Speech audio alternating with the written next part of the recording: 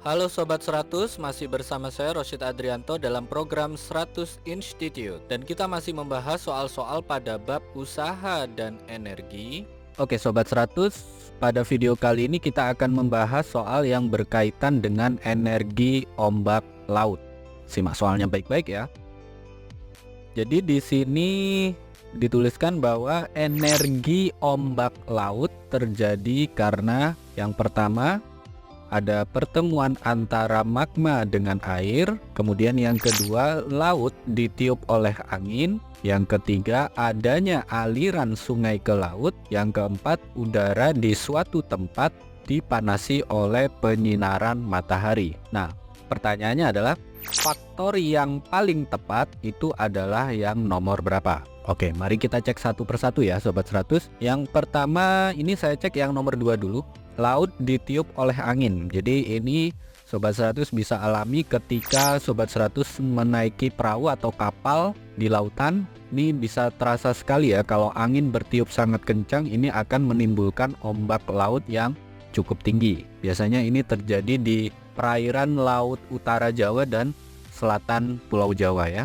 Jadi yang nomor 2 ini benar, laut yang ditiup oleh angin ini bisa menimbulkan energi ombak laut. Jadi nomor 2 kita catat ini benar. Berikutnya yang kita cek di sini adalah pernyataan nomor 4, udara di suatu tempat dipanasi oleh penyinaran matahari. Jadi ini sebenarnya adalah siklus yang terjadi ya, berupa siklus. Jadi kalau udara di suatu tempat ini dipanasi oleh penyinaran matahari, maka ini terjadi evaporasi pada suatu tempat. Udara yang sangat panas ini menimbulkan perbedaan udara antara di satu tempat dengan tempat yang lain. Kalau yang dipanasi daerah laut, nanti daerah laut ini lebih panas, maka ini timbul aliran konveksi ya dari laut ke udara. Sebaliknya kalau yang dipanasi itu daerah darat, nanti terjadi aliran udara juga ya. Jadi ini sebenarnya aliran konveksi dari laut ke udara atau udara ke laut nanti menimbulkan adanya angin. Jadi kembali seperti yang nomor 2, nah nanti udara yang bergerak ini akan menggerakkan air laut sehingga nanti timbul energi ombak laut. Jadi yang nomor 4 ini juga benar ya.